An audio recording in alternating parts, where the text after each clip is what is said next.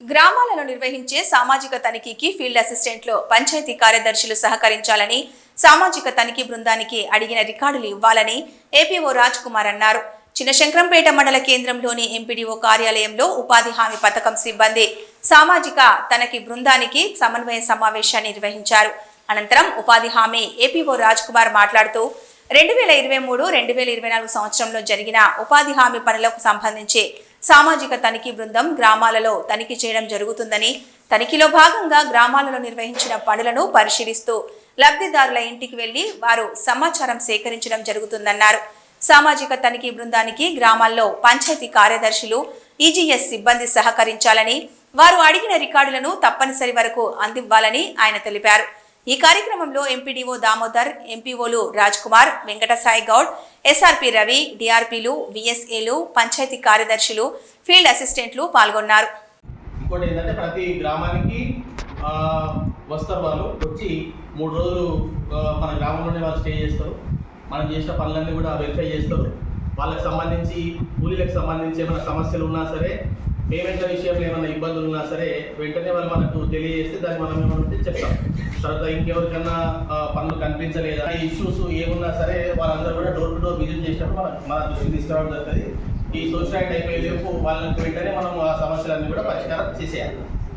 ఒకవేళ చేయలేదు అంటే చేయలేమను. కొంతమంది ఏమంటారు డబ్బులు రాలేదు అనే విషయం ఎక్కువ కంప్లైంట్ వచ్చేది ఏంటంటే మన గ్రామం పోగానే ఎవరో బయట కొత్త వ్యక్తులు వస్తే ఏమంటారు, ఫస్ట్ పైసలు రాలేదు అంటారు. అప్పుడు ఎట్లా మనం ఓపెన్ చేసే వాళ్ళకు డబ్బులు ఎప్పుడు వచ్చినాయి అనేటువంటిది క్లియర్గా వివరాలు మన దగ్గర ఆల్రెడీ ఎన్ఐసి వచ్చిన తర్వాత జన్మన్ యాప్ టోటల్ కాబట్టి ప్రతి విషయం కూడా వాళ్ళకి చెప్పేస్తాం. దాంట్లో ఎలాంటి ఇబ్బంది లేదు. ఒకవేళ ఇన్ కేసు ఏదైనా సమస్య ఉంటే దానికి ఆ సమస్యకు సంబంధించి వాళ్ళకు వివరాలు ఇవ్వడం జరుగుతుంది. ప్లస్ ఇంకోటి ఏంటంటే ఇప్పుడు మనకు ఈ సార్ చెప్పింది కాబట్టి ఈ ఎలక్షన్ కోడ్ ఉండడం వల్ల మనకు ఎలాంటి గ్రామ సభలు కానీ ఈ మండలు ఇది కానీ అంతా కూడా ఇన్ హౌస్లో జరుగుతుంది. ఆ ఇన్ హౌస్లో జరిగినప్పుడు ఎవరైనా ఉంటే కూడా మనం రాసుకోవచ్చు, తీసుకోవచ్చు. దాంట్లో ఎలాంటి ఇబ్బంది లేదు.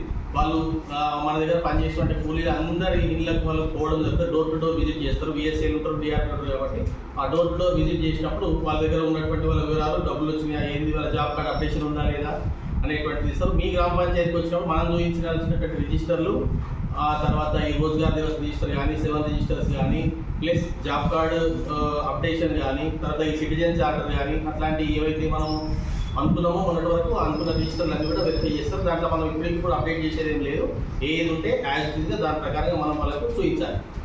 చేయకపోతే చేయాలి. వాళ్ళు పోయే లోపల మనం ఆ గ్రామ సభ అయిపోయే లోపల మనం అది క్లియర్ చేసుకొని ఓకే చేసుకుంటే మనకు దీంట్లో వాళ్ళు రాసే ప్రతి పాయింట్ కూడా మనకు డైరెక్ట్ ఆన్లైన్ ఎంట్రీ అవుతుంది. ఇప్పుడు వెంకటసాయి చెప్పినట్టు ఆన్లైన్ ఎంట్రీ అవుతుంది. మన మీద వచ్చే ప్రతి అభియోగం, అది ఏం పాయింట్ లేకుండా కూడా ఆల్రెడీ మేము మొన్న లాస్ట్ మినిట్ అరెక్ట్ మన సంతకాలు పెట్టాం. ప్రతి పాయింట్ కూడా మనం జవాబు రాయాల్సి ఉంటుంది కాబట్టి కొంచెం జాగ్రత్తగా అన్నీ కూడా క్లియర్ చేసుకుంటే మనకు ఎలాంటి ఇబ్బందులు రావు. మ్యాక్సిమం మన దగ్గర డాక్యుమెంటేషన్ పరంగా ఎలాంటి ఇబ్బందులు అనేటువంటి 99% ఉండవు. ఇన్ కేసు ఏదైనా జరిగితే, పొరపాట్లు ఏదైనా జరిగితే కూడా వాళ్ళు దాన్ని రెక్టిఫై చేసుకుని మనం గ్రామంకి పంపించినప్పుడు పంపించాల్సి ఉంటుంది.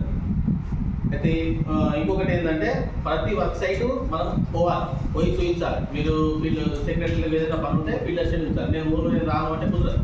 నేను ఆల్రెడీ మన గత మీటింగ్లో కూడా నేను చెప్పిన ప్రతి గ్రామ పంచాయతీలో ఉన్నటువంటి జరిగిన వర్కులు 3, 4, 5, 6 అంతకంటే ఎక్కువ జరిగింది. 5-6 వర్కులు మనం అక్కడ వెళ్ళి బిఫోరే చూపించాలి. అది వాళ్ళు వచ్చినప్పుడు వాళ్ళు చూపించాలి. ఎందుకంటే వాళ్ళు ఉండేది మన దగ్గర 3 రోజులు 4 రోజులు ఉంటారు కాబట్టి ఈ 3-4 డేస్ అనేటువంటి టైం పీరియడ్ చాలా చూసే ఉంటుంది. వాళ్ళు నువ్వు ఏమాత్రం డిలే చేస్తే ఆ తర్వాత వచ్చే గ్రామ పంచాయతీ అక్కడ గ్రామ సభ అన్ని డిలే అయిపోతూ ఉంటాయి. కాబట్టి మీరు మ్యాక్సిమంగా ప్రతి వర్క్ వాళ్ళు చూస్తాన ప్రతి వర్క్ 5-6 వర్కులే కాబట్టి అన్ని వర్కులు కూడా చూపించాల్సి ఉంటుంది. వాళ్ళకు ఇలా ఏమాత్రం ఇబ్బంది పడాల్సిన అవసరం లేదు. ఏది ఉంటే అది యాజ్ ఇట్గా మనం ప్రజెంట్ చేస్తాం. కాబట్టి వాళ్ళు రాసిన తర్వాత డిపిఎంలు వాళ్ళు రాసిన తర్వాత గ్రామ సభలు ఏదైతే రాస్తారో అదే మనకు పబ్లిక్ హెల్త్ ప్రజా దర్బార్ రోజులు రావడం జరుగుతుంది. ఆ ఇచ్చినటువంటి ఏదైతే వాళ్ళు రాసిచ్చిరో దాన్ని మీరు సంతకం చేస్తేనే ఫైనల్ అవుతుంది. 1-2 సార్లు చదువుకున్నాక ఇదంతా కరెక్టే అన్నప్పుడే మీరు సైన్ చేస్తారు. ఆ సైన్ చేసిన తర్వాత ఏ మార్పులు చేరుకుంటే మనకి వచ్చినాక ప్రజా దర్బార్లో డెసిషన్ టేకింగ్ అనేటువంటిది ఇక్కడ మనకి డిఆర్డిఓ సార్ వచ్చినప్పుడు దాని మీద డెసిషన్ అనేటువంటిది తీసుకోవడం జరుగుతుంది. తర్వాత ఇంకొకటి ఏంటంటే సంతకాలు చేసినప్పుడు కూడా జాగ్రత్తగా చేయండి. ఏమన్నా మనకు జాబ్ కార్డ్ అప్డేషన్లు కానీ ఇంకా 7 ఏమైనా చిన్న పొరపాటు ఉంటే అవన్నీ సెట్ చేసుకొని వాళ్ళు ఉన్నప్పుడు సెట్ చేసుకుంటే ఎవరికైనా జాబ్ కార్డ్స్ కావాలి అట్లాంటి ఏమైనా ఉంటే కూడా ఇమీడియట్గా దరఖాస్తు తీసుకొని వాళ్ళు వచ్చే లోపల జాబ్ కార్డ్స్ కూడా మనం వెంటనే ఇష్యూ చేసేస్తాం. దానికి సంబంధించి ఇంకో అన్నిటికన్నా ముఖ్యమైనది ఏంటంటే వచ్చే వాళ్ళు మనకు 3 రోజులు మన దగ్గర ఉంటారు కాబట్టి అకామిడేషన్ అనేటువంటిది, ఫుడ్ ఏర్పాటు అనేటువంటిది చాలా ఇంపార్టెంట్. ఆ రెండు వాళ్ళకి కరెక్ట్గా చూసుకొని మనం గ్రామసభ ఇన్హౌస్ గ్రామసభ పెట్టుకొని బయటకు వచ్చేసేస్తే సరిపోతుంది.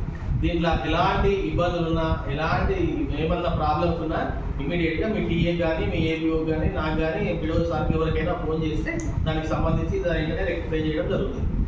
ఏముండదు.